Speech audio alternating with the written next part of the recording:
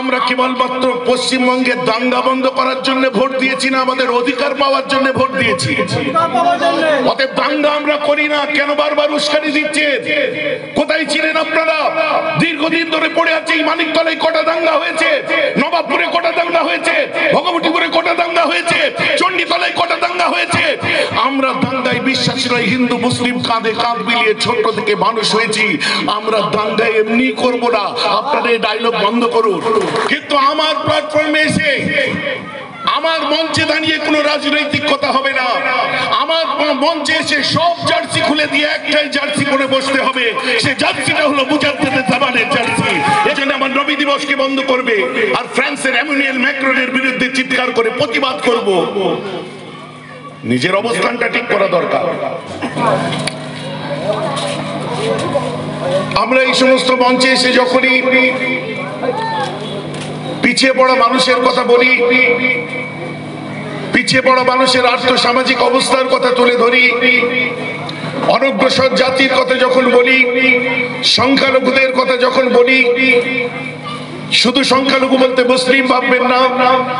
সংখ্যালঘু সম্প্রদায়ের যত ধর্মের মানুষ আছে, যত জাতির আছে, তাদের কথা যখন বলি, আমি একটু বলে থাকি, তখন আমাকে মাঝে মধ্যে শুনতে হয়, কেউ কেউ বলে ফেলেন স্টেজে উঠে যে এসব জায়গা থেকে এসব কথা বললে তো রাজনীতি করা হয়ে যায়। আচ্ছা, পিছিয়ে পড়া মানুষের কথা বলা মানে রাজনীতি করা? আমি খেতে পারছি না, আমাকে খিদে লেগেছে বলা মানে রাজনীতি করা? আমি আমার অধিকার পাচ্ছি না চিৎকার করা মানে রাজনীতি করা? আমি আমার দায়িত্ব বুঝে পাচ্ছি না বলা মানে রাজনীতি করা? আমি পিছিয়ে পড়া মানুষের কান্নার আওয়াজকে সমাজের মুখে তুলে ধরছি, সেটা রাজনীতি করা? এটা যদি রাজনীতি করা হয় তো রাজনৈতিক ব্যক্তিরা আপনারা সে কাজ করছেন না কেন? আমাদেরকে কেন করতে হচ্ছে? আপনারা দায়িত্ব পালন করছেন না কেন? আমাদেরকে কেন এগিয়ে আসতে হচ্ছে? ভালো কাজ করতে গেলে অনেক কথা শুনতে হয়। অতএব আমি তার পরোয়া করি না। আমি বিভিন্ন সময় করে এসেছি, বিভিন্ন সময় করছি, হাজার বাধা বিপত্তির মধ্যে দিয়েও আমি কাজ করছি এবং করে যাব। কোনো ক্ষমতা নেই আমাকে রুখে দেওয়ার। মানুষের জন্য চিৎকার করেছি, কখন কে কোথায় কি তকমা দিচ্ছে, I don't care about that, whatever I am. আমি কোনো গুরুত্বই দিই না সে সমস্ত কথায়। আমি কাজে বিশ্বাসী, আমি কাজ করতে পছন্দ করি। লকডাউনের সময় কোথায় ছিলেন আপনারা? এই ময়দান থেকে 8 বার 9 বার মানুষের পাশে, গরিব মানুষের জন্য যখন খাবার তুলে দিয়েছিলাম, বিভিন্ন অনুষ্ঠানে যখন তাদের কাছে বস্ত্র তুলে দিয়েছিলাম, তার রেশিও যদি আমি আপনাদের পরিসংখ্যান দেখাই, কম বেশি 15,000 মানুষের কাছে আমরা পৌঁছেছিলাম। কেন আজ বদনাম করতে আপনারা উদ্গ্রীব হয়েছেন? আপনারা জানেন না সুন্দরবন এলাকায় গত সপ্তাহ পর্যন্ত আমাদের আমফান কবলিত এলাকাগুলোয় ক্যাম্প চলেছে। মোল্লাখালী, কুমিরবাড়ি থেকে বিভিন্ন এলাকায় কোটি টাকার উপরে আমরা ব্যয় করেছি এই জমিয়ত উলামায়ে বাংলার পক্ষ থেকে। একটা বিশাল বড় সংগঠন। সেই মঞ্চ থেকে আমরা বিভিন্ন সময় আন্দোলন করেছি, শিক্ষা আন্দোলন করেছি, মাদ্রাসা শিক্ষা আন্দোলন করেছি। আজ আবার দেখতে পাবেন খুব তাড়াতাড়ি আনএডেড যে সমস্ত মাদ্রাসার শিক্ষক আছে তাদের দুর্দশা নিয়ে আমি গতকালও প্রেস কনফারেন্স করেছি। পিছিয়ে পড়া মানুষের জন্য গতকাল ইসলামিক জলসার মধ্যে গিয়ে তাদের দুর্দশার কথা আমি বলেছি। হয়তো এখানেও বলেছি যে ধর্মীয় সবাই এসে এই সমস্ত কথাবার্তা না বললে হয় না। আমি কোন রাজনৈতিক দলকে টার্গেট করে বলি না, তবে পিছিয়ে পড়া মানুষের জন্য বলি। আর ইসলামিক জলসায় এগুলো বলতে হয় আমি জানতাম না। আগে আমি কোরআন হাদিসেরই ওয়াজ করতাম। 2011-র কাছে কোন হুজুরের কাছে আমি শিখেছিলাম যে ধর্মীয় মঞ্চে উঠেও রাজনীতির কথা বলতে হয়, পিছিয়ে পড়া মানুষের কাছে বলতে হয়। তো আমি পিছিয়ে পড়া মানুষের কথা বলেছিলাম, রাজনীতির কথা বলিনি। অতএব শিক্ষা তো আমি সেখান থেকে পেয়েছি। আমরা পিছিয়ে পড়া মানুষদের জন্য বলতে সব জায়গায় এমএলএ কে ফোন করবেন খবর নেই, এমপি কে ফোন করবেন খবর নেই, আপনার নেতাকে ফোন করবেন খবর নেই। আরে আমরা তাদের সঙ্গে দেখা করা তো দূরের কথা, শাসক নেতাদের সঙ্গে তাদের দলের লোকেরাই দেখা করতে পারছে না, তো আমরা কোথা থেকে দেখা করব? তখন আমি কোথায় যেয়ে বলবো?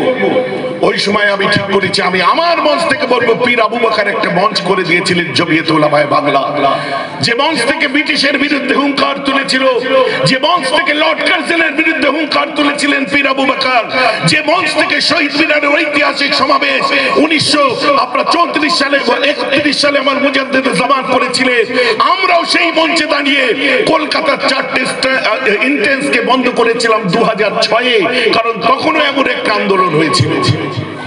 তো তার দেখানো পথে চলছি। আপনারা কি করেছেন এখন প্রশ্ন করি? ডায়লগ দিয়েছে, কথা বলেছে, বিভিন্ন ভাবে মানুষকে বিব্রত করেছে, মানুষকে উস্কানি দিয়েছে। আর আমরা বরাবর একটাই কথা শুনে এসেছি যে ওরা ভালো না, এই বিভাজন করার কি দরকার? ওরা অমুক দল করে, ওরা অমুক পার্টি করে।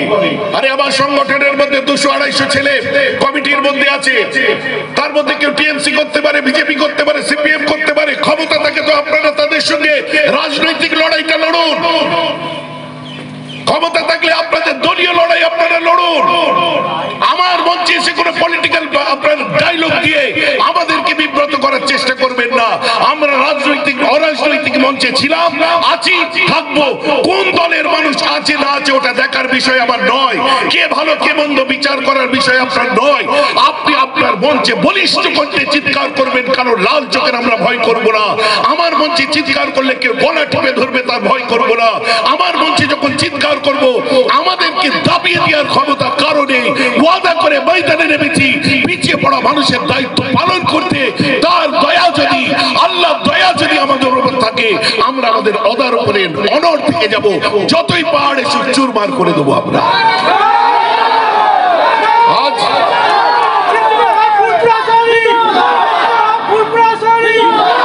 ভয় পাচ্ছেন কেন এত? ঘাবড়ে যাচ্ছেন কেন এত?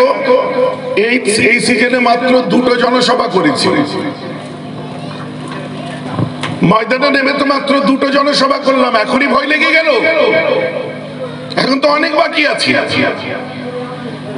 দায়িত্ব, নিজের কর্তব্য নিয়ে তো আমি কোনোদিন পিছিয়ে আসিনি। 27তম বামফ্রন্ট যখন ছিল তখনও তো লড়াই করেছি। তখন তো স্বয়ং মুখ্যমন্ত্রী পর্যন্ত ময়দানে বার হতে গেলে তাকে বেগ পেতে হতো। তখন তো আমরা আন্দোলন করে কলকাতার রাজপথ বন্ধ করেছি। অতএব পলিটিক্সের জায়গায় রাখো, রাজনীতির জায়গায় রাখো। আমরা পীর আবু বকরের সৈনিক। আমরা যেখানে যাব সেখানে যে মানুষের জন্য বলবো, চিৎকার করব। আমাদের গলা রুদ্ধ করার ক্ষমতা আপনাদের নেই। ছোটখাটো কয়েকটা লিডার বার হয়ে আসছেন, লোহা দিয়ে লোহা বলবো, তার দিয়ে লোহা কাটাচ্ছে, মানে বড় লোহা কাটার চেষ্টা করছেন। বন্ধ করুন দিবা স্বপ্ন দেখা এসব। আমরা বলতে গেলেই আমাদের গায়ে বিভিন্ন কাদা ছুড়ে দিচ্ছেন, দিন, অসুবিধা নেই। এত বড় ফিগার দিয়েছে আল্লাহ, আর একটা বেশি সাদা কাপড় লাগিয়ে বসে আছি শরীরে। সাদা কাপড় পরতে গেলেও বুকে বল থাকা দরকার আছে, যে আমার সাদা কাপড়ের মধ্যে কারো নোংরা পয়সার দাগ লেগে নেই তো। আমার সাদা কাপড়ের মধ্যে কারোর কাছ থেকে আমি খেয়ে বসে সেই দাগ লাগিয়ে বসে নেই তো আমি। সুন্দর কথা। বিফোর ইন্ডিপেন্ডেন্স একটা প্যাক্ট হয়েছিল, যেটাকে বেঙ্গল প্যাক্ট বলা হয়। পরে এসেছিল কংগ্রেস পিরিয়ডে গোপাল সিং কমিশন রিপোর্ট, তারপরে এসেছিল সাতার কমিটি। সমাজের গোপনে লুকিয়ে থাকা সেই সত্য বাস্তবগুলোকে উদ্ঘাটন করেছিল। কংগ্রেস পিরিয়ডে যখন কেউ চিৎকার করতে গেছে, পিছনে সাম্প্রদায়িক তকমা লাগিয়েছে, পিছনে বিভিন্ন রকম দাগ লাগাবার চেষ্টা করেছে। কিন্তু সেই লিডার গুলো যতদিন ছিল বলেছে, আমরা ভারতবর্ষের বুকে কোন রকম দাঙ্গা হতে দিইনি, অশান্তি হতে দিইনি, মারামারি হতে দিইনি, সাম্প্রদায়িকতার বিষ ছড়াতে দিইনি। তারপরে পালাবদল হলো, আসলো বামফ্রন্ট। আজকে বামফ্রন্টের লিডাররাও বলছে যে আমরা যতদিন ছিলাম ততদিন পর্যন্ত বাংলায় দাঙ্গা হতে দিইনি, আমরা সাম্প্রদায়িক লড়াই হতে দিইনি, আমরা শান্তি স্থাপন করেছিলাম, কোনো অশান্তি বাংলায় ছিল না। 34 বছর শুনলাম। এখন যে গভর্নমেন্ট আছে আমরা শুনছি যে বাংলার বুকে আমরা আমি অঙ্গীকারবদ্ধ হয়েছি, আমরা সাম্প্রদায়িক রাজনীতিতে বিশ্বাসী নয়, দলাদলি ভাগাভাগিতে বিশ্বাসী নয়, দাঙ্গায় বিশ্বাসী নয়। আমাদের বাংলায় আমরা সাম্প্রদায়িক বা দাঙ্গা লাগাতে দেব না, এ কথা আবার এখন শুনছি। তো স্বাধীনতার পর থেকে এখন পর্যন্ত একই কথা আমরা শুনছি। আমি কোন দলের বিরুদ্ধে নয়, পার্টির বিরুদ্ধে নয়, সরকারের বিরুদ্ধে নয়, তবে সেদিনেও শুনেছিলাম দাঙ্গা করতে দিইনি, বামফ্রন্ট পিরিয়ডেও শুনছি দাঙ্গা করতে দিইনি, এখনো শুনছি ধর্ম নিয়ে রাজনীতি করি না, দাঙ্গা করতে দিইনি। আমার প্রশ্ন তো সেই জায়গায় যে মুসলিম বলেন, আদিবাসী বলেন, দলিত বলেন, পিছিয়ে পড়া মানুষ বলেন, আর জেনারেল কাস্ট বলেন, আমরা সরকার গঠন করেছি, আমরা ভোট দিয়েছি, আমরা নেতা তৈরি করেছি, এমএলএ করেছি, এমপি করেছি। আমরা কেবলমাত্র পশ্চিমবঙ্গের দাঙ্গা বন্ধ করার জন্য ভোট দিয়েছি না, আমাদের অধিকার পাওয়ার জন্য ভোট দিয়েছি। অতএব দাঙ্গা আমরা করি না। কেন বারবার উস্কানি দিচ্ছেন? কোথায় ছিলেন আপনারা? দীর্ঘদিন ধরে পড়ে আছে। এই মানিকতলায় কটা দাঙ্গা হয়েছে, নবাবপুরে কটা দাঙ্গা হয়েছে, ভগবতীপুরে কটা দাঙ্গা হয়েছে, চণ্ডীতলায় কটা দাঙ্গা হয়েছে। আমরা দাঙ্গায় বিশ্বাসী নয়। হিন্দু মুসলিম কাঁধে কাঁধ মিলিয়ে ছোট থেকে মানুষ হয়েছি। আমরা দাঙ্গায় এমনি করবো না। আপনারা এই ডায়লগ বন্ধ করুন। বরং দাঙ্গা অশান্তি করব না, এটা বলার সাথে সাথে অশান্তি হতে দেব না, এর সাথে সাথে আপনারা বলুন ওই পিছিয়ে পড়া মানুষগুলোর অধিকারকে ফিরিয়ে দেবো, ওদের দায়িত্ব পালন করব। ভোট নেওয়ার পরে তাদের পাশে যে তাদের দুঃখ কষ্ট শুনবো, তাদের আর্থ সামাজিক অবস্থার দিকে লক্ষ্য করব, তারা কি পরিস্থিতিতে আছে আমরা তাদের জন্য চিন্তা করব। 2 টাকা কেজি চাল দিয়ে দয়া করেন, বিভিন্ন প্রকল্প তুলে দিয়ে দয়া করেননি। সবাই পেয়েছে, আমরাও পেয়েছি, ওটা আমাদের ভিক্ষা দেননি। সাথে সাথে চাকরির হার আজ কোথায় সেটাও লক্ষ্য করা দরকার। সাথে সাথে প্রতিনিধিত্বের জায়গায় আপনাদের অবস্থান কোথায় সেটাও লক্ষ্য করা দরকার। আপনার নিজের সমাজের মূল স্রোতে চলার জন্য আপনি আজ কোন পজিশনে বিলং করছেন সেটাও লক্ষ্য করা দরকার। অতএব গভর্নমেন্টের ভালো কাজ যেগুলো পূর্বের দিনেও ভালো বলেছি, খারাপ কাজ যেগুলো তার জন্য পূর্বের দিনেও গর্জে উঠেছি, আর খারাপ কাজ দেখলে আমরা গর্জে উঠবো, এটাই আমাদের আদর্শ। অতএব এখানে বিজেপি নয়, টিএমসি নয়, সিপিএম নয়, অন্য কোন দলের ব্যাপার নয়। মঞ্চটা জমিয়তুল উলামায়ে বাংলার মঞ্চ। আর জমিয়তুল উলামায়ে বাংলার মঞ্চ থেকে পীর আবু বকর আন্দোলন করেছিলেন যখন, কোন আন্দোলন গান্ধীজির পক্ষেও গেছে, কোনটা বিরুদ্ধেও গেছে। কোন আন্দোলন কৃষক মোর্চা পার্টির পক্ষেও গেছে, বিরুদ্ধেও গেছে। কারণ আমরা ন্যায় সত্যের খাতিরে সত্যটা উদ্ঘাটন করার চেষ্টা করেছি। তাতে কোন পার্টির কোনটা পক্ষেও যেতে পারে, বিরুদ্ধেও যেতে পারে। তার জন্য ঘাবড়ালে হবে না, তার জন্য লক্ষ্য করলে হবে না কারা বলছে, লক্ষ্য রাখতে হবে কোথার থেকে বলছে। অতএব কোন রকম দ্বিধাদ্বন্দ্বের মধ্যে না গিয়ে যারা টিএমসি ভালোবাসেন করুন, যারা সিপিএম ভালোবাসেন করুন। আবার একটা নতুন দল ঘোষণা হতে চলেছে, যাদের ভালো লাগবে করবেন।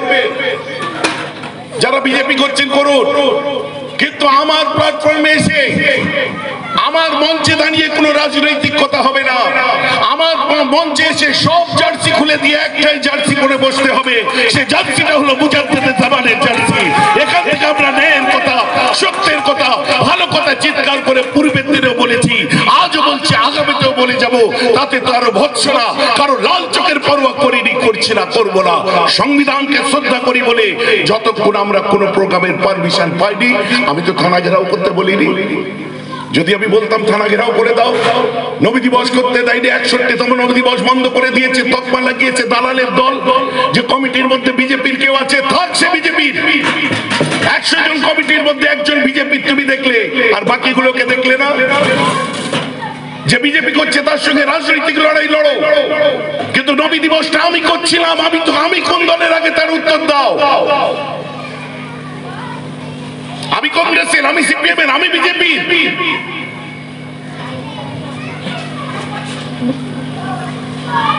পারলে আমি পারতাম রাজপথ বন্ধ করে দিতে। তার নমুনা আমার বাড়ির সামনে যেটা করলাম ফুরফুরা শরীফে, আপনারা দেখেছেন। তার নমুনা গতকালকে ভাঙড়ে কি করেছে আপনারা দেখেছেন। আমি পারলে পারতাম, করিনি, কারণ সংবিধানকে শ্রদ্ধা করেছি। গায়ের জন্য কোন কাজ করার ছেলে আমি নয়। মুজাদ্দেদে জামান আবু বকর সিদ্দিকীর সংগঠন জমিয়তুল উলামায়ে বাংলার একটা নীতি হলো নিয়মতান্ত্রিক পদ্ধতিতে চলা। আমরা ধৈর্য ধারণ করেছি, তবে ধৈর্যের বাঁধ যেন ভেঙে না যায়। যেদিন ধৈর্যের বাঁধ ভেঙে যাবে, সেদিন জোয়ার যখন আসতে আরম্ভ করে দেবে, ওই সময় কিন্তু কোনো নেতা লিডার টিকবে না। যতই আস্ফলন করে, যতই আপনার কানে চুলকানি দিয়ে তাদেরকে দিয়ে বন্ধ করাবার ভেতর থেকে চেষ্টা করে, মাথায় রাখবেন আপনার বাবার সঙ্গে সম্পর্ক আমি রেখে চলি। আমি করিনি, আমাকে বলেছিল করুন হুজুর, না আমি করবো না। মানুষ দেখো কারা রাজনীতি করছে, তার জন্য আমার নবী দিবসকে বন্ধ করবে, আর ফ্রান্সের এমানুয়েল ম্যাক্রনের বিরুদ্ধে চিৎকার করে প্রতিবাদ করব। নিজের অবস্থানটা ঠিক করা দরকার। তো আজ আমি আসলাম, আমার জমিয়ত উলামায়ে বাংলার সম্পাদক, জেনারেল সেক্রেটারি, এখানকার আপনার সেক্রেটারি মইদুল ভাই এবং তার সহযোগীরা, যারা সকলে মিলে আজ এই প্রোগ্রাম করেছে, আমাদের তাদের একটু উৎসাহ দেওয়ার জন্য এলাম। আমরা কারো নয়, আমরা মুজাদ্দেদে জামান, যাকে দেখে আমরা সঠিক পথ পেয়েছি। অতএব কোনো জাতি, ধর্ম, বর্ণ, শ্রেণী, গোষ্ঠী নির্বিশেষে আমরা কাঁধে কাঁধ মিলিয়ে সংকল্প করেছি, পরিকল্পনা করেছি, পিছিয়ে পড়া মানুষের পাশে দাঁড়াবো। শত বাধা দিয়েও, শত রাজনৈতিক তকমা দিয়েও মেহরাব সিদ্দিকীর এই টিমকে রুখতে পারেনি, পারছে না, কোনোদিন পারবে না। আমি আপনাদের জন্য দোয়া করছি। নারা তাকবীর, নারা তাকবীর। খুব ভালোভাবে চেনে, বাংলার মানুষ আমাকে খুব ভালোভাবে জানে। সেই বিশ্বাসযোগ্যতা আপনাদের দোয়ায় আমি অর্জন করতে পেরেছি বলে বুক ঢুকে মাইক্রোফোনে মুখ রেখে এই কথাগুলো বলতে পারছি। যার জন্য সেদিন ক্যামেরায় চোখ রেখে আমি বলেছিলাম, কোন নেতার কাছে আমি দায়বদ্ধ নয়, যেহেতু আমি কারোর কাছে চারানা পয়সা খেয়ে বসে নেই যে আমাকে কারো বিরুদ্ধে বলতে হবে আর কারো পক্ষে বলতে হবে। আমাদের নীতি নির্ধারণের ক্ষেত্রে যেটা ন্যায় লাগবে বলবো, যেটা অন্যায় লাগবে বলবো। তাতে কোন পার্টির পক্ষে কার বিরুদ্ধে যাচ্ছে, কোনটা শাসক দলের পক্ষে আসছে, কোনটা বিরুদ্ধে যাচ্ছে, কোনটা কার গায়ে লাগছে, ওটা আমরা দেখবো না। আমরা পিছিয়ে পড়া মানুষের জন্য চিৎকার করবো। এটাই হবে আমাদের আদর্শ, আর বিস্তারিত নয়। আজকের আমাদের 2000 মানুষকে কম্বল তুলে দিচ্ছি আমরা, 2200 না। আর আমাদের মিডিয়া যারা আছেন বা যারা আছেন অন্যান্য জগৎ থেকে, আমরা 200 লোককে দিয়ে 2000 করবো না। কম বেশি প্রায় 500-র উপরে মানুষ ব্লাড ডোনেট করেছে, কম হতে পারে, বেশি হতে পারে। গত বছরে প্রায় 600 মানুষের কাছাকাছি ব্লাড ডোনেট করেছিল, 3000-এর কাছাকাছি মানুষকে আমরা কম্বল তুলে দিয়েছিলাম। বাকি লকডাউনের আর হিসাব জুড়ছি না। রাগ করছেন নাকি আমার কথা শুনে? হ্যাঁ, সোজাসুজি সামনাসামনি বলি, চোখে চোখ রেখে বলি। আর আমি সকলকে শ্রদ্ধা করি, কিন্তু আদর্শ মুজাদ্দেদে জামান যেটা রেখে গেছে নীতি উসুল, আমি সেটা মেনে চলি। আমি পীর আবু বকরের সৈনিক, সমস্ত পীরের আওলাদ, হুজুর হযরতজি সবাইকে শ্রদ্ধা করি, জাতি ধর্ম নির্বিশেষে শ্রদ্ধেয় মানুষদের আমরা শ্রদ্ধা করি। কিন্তু নীতি পীর আবু বকরের মেনে চলি, যিনি আল্লাহ রাসূলকে চিনিয়েছিলেন। অতএব এখানে কে কি বলছে সেসব পরোয়া না করে নিজের কাজ নিজেরা করে চলুন, কোনো দিকে তাকাবেন না। আমি আপনাদের জন্য দোয়া করছি। এই বলে আমার বক্তব্য শেষ করি। নারে তাকবীর, আল্লাহু আকবার। জমিয়ত উলামায়ে বাংলা জিন্দাবাদ।